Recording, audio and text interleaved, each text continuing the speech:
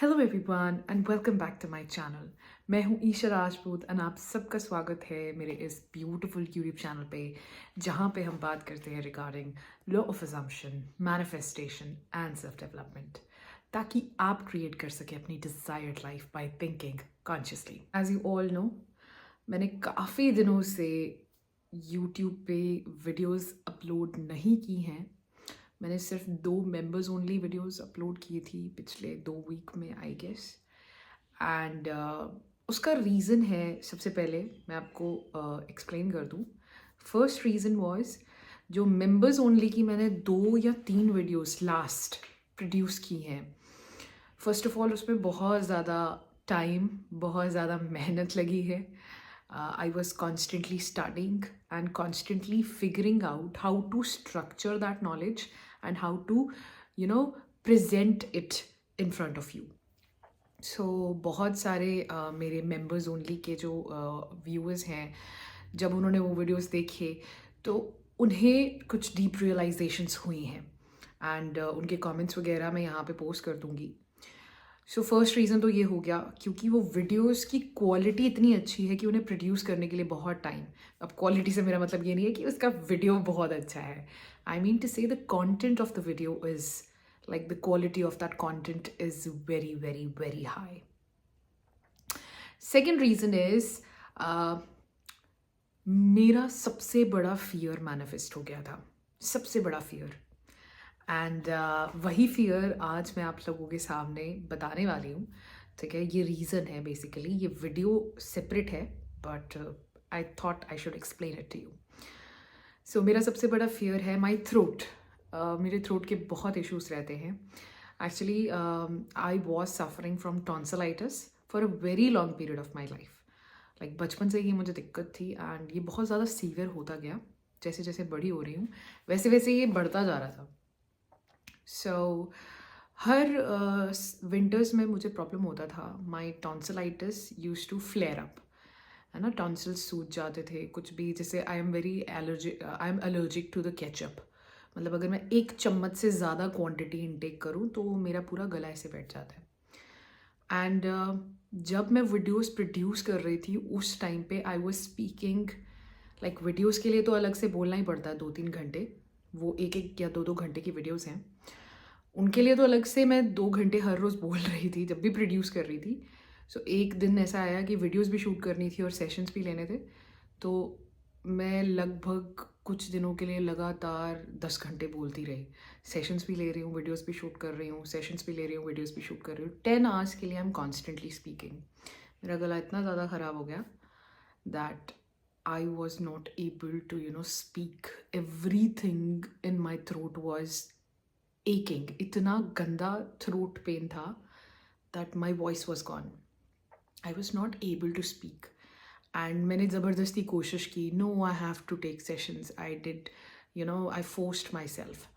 What happened is it flared up so badly that I started coughing. And होता ना, जब हमें खांसी लगती है उसके बाद वो रुकने का नाम नहीं लेती। तो in the middle of sessions when I used to start coughing, I have to stop the sessions because मेरे को 5 मिनट तो खांसी ही होती रहती थी। एंड ये मेरा सबसे बड़ा फियर था that if I am explaining something to someone, मुझे खांसी लग जाए या मेरी आवाज़ चली जाए, तब मैं क्या करूँगी, है ना। कितने अजीब अजीब फियर्स होते हैं ना हम सबके। तो मेरा ये फियर था। एंड कभी कभार हम सबके सामने एक सिंपल सा सोल्यूशन होता है, बट हम अपनी दुनिया में इतने उलझे हुए होते हैं कि हमें पता ही नहीं लगता कि क्या करना चाहिए। एंड मेरे सामने सोल्यूशन था मैनिफेस्टेशन, कि मेरी स्टेट नहीं है वो where I feel healthy with my throat and I don't have fear. So I kept on fighting, no, I have to give my best, I have to give my best. I have to give, sessions to my clients. I will not, make an excuse that, oh, I have sore throat, so I will not be taking your session. I was fighting the situation. यही हम करते हैं जब हमारे सामने कोई problem आती है। हम यही करते हैं कि सल्यूशन है उस स्टेट में शिफ्ट करना, और उसके बजाय हम अपनी सिचुएशंस के साथ लड़ते रहते हैं। मैंने भी वही किया। क्योंकि मुझे भूल ही गया कि ये भी तो मैनिफेस्टेशन में ही आता है, ये भी तो मेरे सामने है। एंड हाँ, मैंने मेडिसिन्स ली, मैंने दवाइयाँ भी खाई, ऐसा नहीं है कि मैं मेडिसिन्स नहीं ले रही थी. I was taking medicines, but at the same time I was trying to visualize myself like what would imply in my living life that I'm completely healthy. So I was visualizing myself, जब हम बीमार नहीं होते हैं, हम healthy होते हैं, तो हम ना हेल्थ की तरफ सोचते भी नहीं है कि मैं जल्दी से ठीक हो जाऊं तो मैं ये करूँगी. हम सिर्फ जो मन में आ रहा होता है करते हैं, है ना. जैसे गाने सुन रहे हो तो सुनते सुनते थोड़ा बहुत डांस कर लिया. So I used to imagine myself doing that, where I'm not thinking about my health. And that is how I started recovering and I was able to speak again. So, ये तो हो गया एक segment, okay, इस video का. Second segment जो मैंने इतनी स्टडी से जो मैंने रिसर्च वगैरह की है, उस रिसर्च से जो मैंने निकाला है निचोड़, वो निचोड़ ये है, हम हमारी डिज़ायर्स को मैनिफेस्ट करना चाहते हैं, राइट. हमें हमारी डिज़ायर्स चाहिए, बट वो डिज़ायर्स को इम्पोर्टेंस क्यों देते हैं हम? कभी हमने ये सोचा है कि हम उसे क्यों इम्पोर्टेंस दे रहे हैं? Have you ever thought of it? So इस वीडियो में मैंने तो पहले आपको यही बताना था सबसे पहले कि मेरे से ये मिस्टेक हो गई थी, मुझसे ये मिस्टेक हो गई थी कि मैं अपने फियर्स के साथ फाइट कर रही थी एंड सिचुएशन को वापस से वैसा बनाने की कोशिश कर रही थी जो कि नहीं थी. सेकेंड, मुझे अब समझ आया कि हम अपनी डिज़ायर्स को इम्पोर्टेंस क्यों देते हैं. एंड उसके पीछे एक बिलीफ है जो आज हम ऐसे समझ लो कॉम्प्रिहेंड करेंगे और उसे समझने की कोशिश करेंगे ताकि हमारे लिए सब कुछ बराबर हो सके, है ना. जैसे कि मैंने बहुत बार अपनी वीडियो में बोला है कि जितनी वैल्यू 10 रुपये की है उतनी ही वैल्यू 10,000 की है, उतनी ही वैल्यू 1 लाख की है, उतनी वैल्यू 1 करोड़ की है. ये कॉन्सेप्ट हमें समझने की ज़रूरत है ताकि हम समझ सकें कि हम अपनी डिज़ायर्स को इतनी इंपॉर्टेंस देते क्यों हैं. अब नेविल गोडार्ड की ना एक लाइन है, ठीक है, consciousness is the only and one reality. I guess one and only reality. Consciousness सिर्फ एक और अकेली रियलिटी है, रेस्ट ऑल इज इल्यूजन. जो हमारे आसपास है, जिसको हम अपने प्रेजेंट सर्कमस्टांसेस बोलते हैं, हमारे प्रेजेंट हालात जो हैं, ये भी एक इल्यूजन है. इसी को हम 3D कहते हैं, बट ये रियलिटी नहीं है. रियलिटी वो है जो बदली नहीं जा सकती. तो हमारे आसपास जो है ये तो बदल रहा है ना, है ना. कभी हम कहीं होते हैं, कभी हम कहीं होते हैं. हमारे आसपास चीज़ें सेम नहीं रहती. चाहे आप एक ही घर में हो, लेकिन आपके आसपास जो चीज़ें हैं वो कॉन्स्टेंटली बदलती रहती हैं. तो ये रियलिटी तो नहीं हो सकती.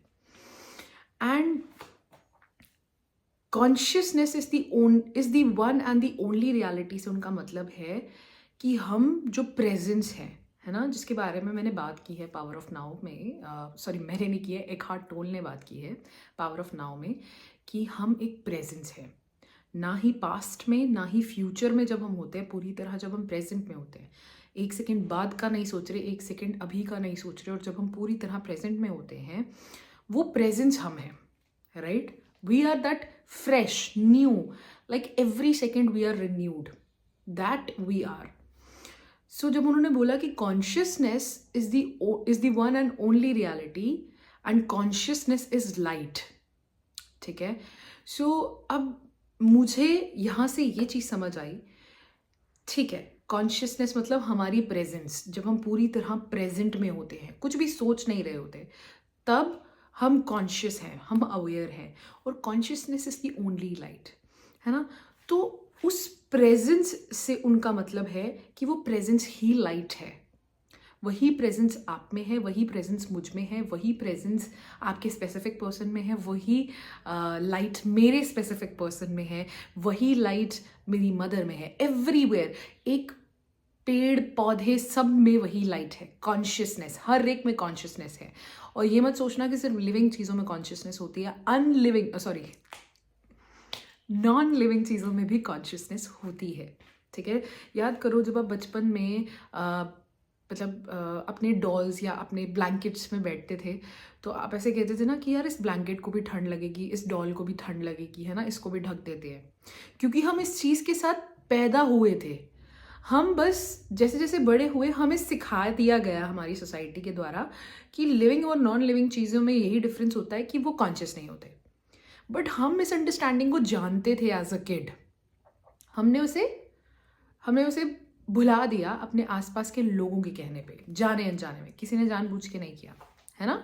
बच्चों को देखोगे आप, एक बड़ी वायरल रील भी हुई है, एक लड़की का वो टेम्परेचर ले रहे होते हैं, छोटी सी बच्ची का, वो बोलती है मेरी डॉल का भी टेम्परेचर लो, because we are born with it. We know that everything is conscious, है ना, everything is light, everything. So हमेशा बड़े प्यार से सोच के कोशिश करना, जब भी आप किसी भी चीज़ के बारे में कुछ कहते हो ना, हमेशा याद रखना वो चीज़ सुन रही है। अब डर मत जाना, ठीक है, क्योंकि मैं डर गई थी, डर मत जाना कि अच्छा वो चीज़ सुन रही है, मैं वो हो जाए, नहीं नहीं, इट्स जस्ट कॉन्शियस, राइट। सो अगर कॉन्शियसनेस लाइट है, लाइट क्या है, एक एनर्जी है ना, और एवरीथिंग इज कॉन्शियस, तो एवरीथिंग इज लाइट, है ना, एवरीथिंग इज लाइट। सो जब मैं इस चीज़ को विजुअल फॉर्म में रिप्रेजेंट करने की कोशिश कर रही थी, जैसे मैं वॉक पे गई, देन आई वाज लाइक कि अच्छा ठीक है, ये रोड भी लाइट हुआ, है ना। सो मेरे को देखना है from the view of light.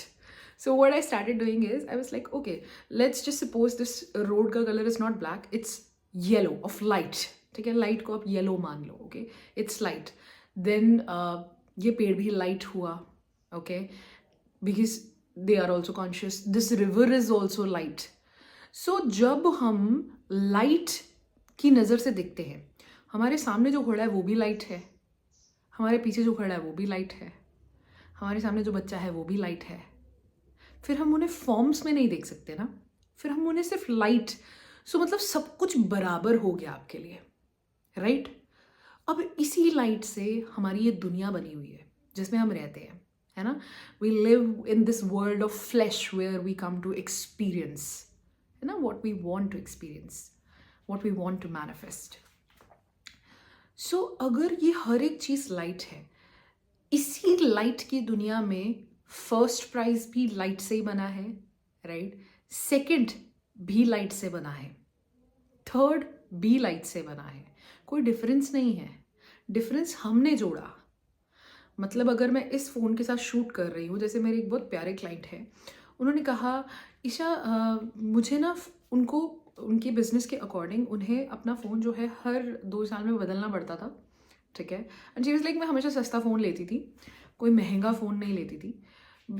And हम ऐसे ही अपने आप को फूल बनाते रहते हैं कि अच्छा यार मैं ना ज़्यादा महंगी चीज़ों में नहीं जाती, मुझे सिर्फ सर्वाइवल के लिए जो नेसेसरी है ना, मैं सिर्फ वो लेती हूँ। बट हम भूल जाते हैं कि वो 15-20 हज़ार का फ़ोन भी उसी लाइट से बना है जिस लाइट से ये आईफोन बना है, जिस लाइट से आईफोन 17 बनेगा। डिफरेंस हमने जोड़ दिया, है ना, उसकी जो वैल्यू का डिफरेंस है वो हमने जोड़ा, लेकिन बना तो वो लाइट से है ना। तो किसी भी चीज़ का कैसे कोई डिफरेंस हो सकता है, किसी में कॉन्सेप्ट अलग हो सकता है उसका, तभी वो विजुअल फॉर्म में अलग दिखता है हमें, है ना। हमारा कॉन्सेप्ट जैसा है अभी हम विजुअल फॉर्म में वैसे दिख रहे हैं, हम लाइट हैं, लेकिन हमारे कॉन्सेप्ट के हिसाब से हम ऐसे दिख रहे हैं, राइट। वैसे ही एक फ़ोन का भी अलग कॉन्सेप्ट है, एक पेड़ का अलग कॉन्सेप्ट है। सुनने में ये बातें बहुत अटपटी लगेंगी, लेकिन जब आप इस चीज़ को समझते हो, आपके लिए सब एक बराबर हो जाता है, सब कुछ एक बराबर हो जाता है आपके लिए। व्हाट आई मीन टू से इज, हम जैसे कॉम्पिटिटिव एग्ज़ाम्स की तैयारी कर रहे हैं, ठीक है। सो हम सोचते हैं कि अच्छा हम कॉम्पिटिटिव एग्ज़ाम कर लेंगे जब, है ना, तो हमारी वाह वाह हो जाएगी, है ना, हमारी जय जयकार हो जाएगी, ऐसा कुछ हो जाएगा, है ना, हम ये सोचते हैं। बट एक्चुअल में वो कॉम्पिटिटिव एग्ज़ाम क्लियर करने के बाद आपको जो जॉब मिलेगी, है ना, जो भी आपको पोजीशन मिलेगी, वो पोजीशन का वैल्यू उतना ही है जितना अभी आपकी लाइफ में एक पेंसिल का है, क्योंकि बनी दोनों चीज़ें आपके माइंड से हैं। तो माइंड किसी भी चीज़ को वैल्यू कम ज़्यादा कैसे दे सकता है? आई मीन टू से लाइट किसी भी चीज़ को वैल्यू कम ज़्यादा कैसे दे सकती है? माइंड दे सकता है, बट लाइट नहीं दे सकती, ठीक है। आई नो थोड़ा आप कंफ्यूज हो रहे होंगे कि ईशा आज क्या बात कर रही है, लाइट माइंड ये सब क्या बोल रही है आज। मैं आपको बता रही हूँ, जितनी वैल्यू एक 10 रुपए की नोट की है, उतनी ही वैल्यू 100 की है, उतनी ही वैल्यू 1000 की है, उतनी ही वैल्यू 10,000 की है, उतनी ही वैल्यू 1 करोड़ की है। कैसे बने? वो भी कॉन्शियस है, ठीक है, it is also made up of light. उसमें वही पार्टिकल्स मिलेंगे आपको जो एक पेड़ में होते हैं, राइट, है ना। पेड़ और हमारे पार्टिकल्स, यू से हमारी कॉन्शियसनेस, है ना, फॉर्मेशन। जैसे एक 10 रुपए के नोट में वही पार्टिकल्स होंगे जो 1 लाख के नोट पड़े होंगे उन सब में। एंड ये सब बना किससे है? नेचुरल रिसोर्सेज से ही बना है ना। तो नेचर से ही हम पैदा हुए हैं, बट नेचर ने कभी किसी को कम या ज़्यादा इंपॉर्टेंस नहीं दिया। एक पेड़ अगर नेचर में है, वो कभी भी ये देख के नहीं बोलेगा कि अच्छा मैं इसको सिर्फ एक फल दूंगा और दूसरे को दो। वैसे ही मनी कभी ये नहीं कहता कि अच्छा मैं इसके पास सिर्फ इतना जाऊंगा और इसके पास इतना। वो हमारा कॉन्सेप्ट है, हम चूज कर सकते हैं और हम चूज करते हैं। अभी तक हम चूज करते आए हैं। कैसे? हमने ये जो चूज हम करते हैं, चीज़ें डिसाइड करते हैं, ये हम ना हमारे पेरेंट्स के हिसाब से करते हैं। उनका जो मनी का कॉन्सेप्ट होता है, हमने उन्हीं को देख के फाइनेंशियल अंडरस्टैंडिंग ली होती है बेसिकली। सो हम वो चूज़ करते हैं जाने अनजाने में। लॉ ऑफ असम्पशन हम पूरी लाइफ यूज़ करते हैं। अभी देख लेना, एक अगर मिडिल क्लास फैमिली से कोई बच्चा होगा तो वो ये बोलेगा कि अच्छा ठीक है, मैं नौकरी करके इतनी तनख्वाह मेरी हो जाए तो मैं इतना कर लूँगा, है ना, फिर मेरा सही सर जाएगा। तो उसको एट द एंड उतना ही मिलेगा जितना वो अपने आप को वर्दी समझता है। वहीं पे एक बच्चा होगा बड़े अमीर घर का, तो उसको मनी उसका इंपॉर्टेंस नहीं होगा। उसका इंपॉर्टेंस होगा कि अच्छा ठीक है, मैं वेल्थ कैसे जनरेट करूँ, है ना, कि आता रहे, है ना। उसको ये दिक्कत नहीं कि कितना आ रहा है, क्योंकि जितना भी आ जाए उसको पता है कि उसकी जो उसका वर्दीनेस है दैट इज इन्फिनिट। तो कितना भी आ जाए, it's not that he will not be satisfied, it's just that he thinks of himself that कितना भी मनी आ जाए, I know there can always be more, yet they are grateful, है ना, कि अच्छा चलो ठीक है इतना आ रहा है। यही कॉन्सेप्ट आपके एसपी के भी लगता है। कैसे? अब देखो, एसपी भी तो लाइट का ही बना है ना। लाइट तो एक ही है, वही लाइट मैं हूँ, वही लाइट आप हो, वही कॉन्शियसनेस आप हो, वही कॉन्शियसनेस मैं हूँ, वही कॉन्शियसनेस आपका एसपी है। हमें ऐसा लगता है कि उसका अपना अलग कॉन्शियसनेस है ना, he is separate, you are separate. Separation आ गया कि अच्छा यार, अगर वो हमारे साथ शादी नहीं करना चाहता तो हमें क्या पड़ी है उसको मैनिफेस्ट करने की, हम तो गलत कर रहे हैं ऐसा करके। This is wrong. वो इंसान ऐसा समझ लो, आपकी कॉन्शियसनेस में आप जिस चीज़ के साथ आइडेंटिफाई करते हो सिर्फ वो रिफ्लेक्ट कर रहा है। और आप ऐसा बोलोगे ना कि यार सामने वाले इंसान ने कभी ये भी नहीं सोचा, उसमें इतनी सी भी इंसानियत या समझ नाम की चीज़ नहीं है कि मैं इधर इतनी परेशान हो रही हूँ, सामने वाला इतना वो कर रहा है। No, he is just reflecting. अभी आपकी स्टेट क्या है? आपकी स्टेट है कि उसमें अकल नहीं है, तो उसमें अकल नहीं होगी। वो सिर्फ रिफ्लेक्ट कर रहा है। अगर आप अपनी स्टेट बदल लोगे, आप कहोगे अच्छा ठीक है, अगर ये लाइट है और लाइट मतलब मैं कॉन्शियसनेस, लाइट और कॉन्शियसनेस को मैं इंटरचेंजेबली यूज़ कर रही हूँ, मतलब हम दोनों कॉन्शियसनेस है और हम दोनों के स्टेट्स हैं। मुझे सिर्फ इस स्टेट में शिफ्ट होना है। और स्टेट में शिफ्ट कैसे किया जा सकता है? सिंपल, कुछ भी नहीं करना है, किसी टेक्निक पे नहीं जाना है, कोई विजुअलाइजेशन नहीं जाना है, आपको सिर्फ डिक्लेयर करना है अच्छा वो लाइट है, वो कॉन्शियसनेस है, मैं भी वही कॉन्शियसनेस हूँ। तो अब मेरी स्टेट, मैं बोल रही हूँ नहीं यार वो बहुत समझदार है, वो मेरी हर एक चीज़ समझ जाता है ना। वो अगर मैं कुछ ना भी बोलूँ तो वो वही कहता है जो मैं कहने वाली होती हूँ, वो समझ जाता है मेरी बातें। एंड आप ऐसे हैरान हो जाते हो यार ये कैसे समझ जाता है, मतलब इतनी अंडरस्टैंडिंग कैसे हो सकती है। मतलब जब मुझे उसका ख्याल ही आता है, सामने उसका फ़ोन बज पड़ता है कि आपकी ये स्टेट है अभी नहीं, तभी वो रिफ्लेक्ट नहीं कर रहा। आप ये बोलोगे ना क्या उसमें इतनी भी अकल नहीं है, तो वो यही रिफ्लेक्ट करेगा। Because we are one consciousness. Consciousness कभी सेपरेट नहीं होती है। ऐसा नहीं है कि मेरी कॉन्शियसनेस अलग है सामने वाली की अलग है, नहीं। जो कॉन्शियसनेस उनमें है वही मुझ में है, वही एक पशु में है, वही एक जानवर में है, वही एक बिल्ली में है, वही एक पेड़ में भी है। जैसे एक पेड़ का भी अगर सेल्फ कॉन्सेप्ट है, तो जैसे पेड़ भी एक कॉन्शियसनेस है। अगर पेड़ का अपने आप को लेके सेल्फ कॉन्सेप्ट ये है कि मैं एक एप्पल का पेड़ हूँ तो वो एप्पल ट्री बनेगा। अगर एक एप्पल ट्री का ये कॉन्सेप्ट है अपने आप को लेके कि अच्छा मुझ पे ज़्यादा फल लगेंगे तो उस पर ज़्यादा फ्रूट्स लगेंगे, लेकिन अगर उसका खुद को लेके कॉन्सेप्ट ये है कि मेरे पे इतने फल नहीं लगेंगे तो उस पर नहीं लगेंगे। इसीलिए अब देखना कुछ पेड़ों पे कम फल होते हैं, कुछ पेड़ों पे बहुत ज़्यादा होते हैं। उसका रीज़न क्या है? Self concept. सो आप अगर डिटैच होने की कोशिश कर रहे हो, आपको सिर्फ इतना जानना है कि मैं कॉन्शियसनेस हूँ। कॉन्शियसनेस का मतलब होता है लाइट, ठीक है, मतलब प्रेजेंस, ठीक है, नॉट मतलब लाइट भी होता है।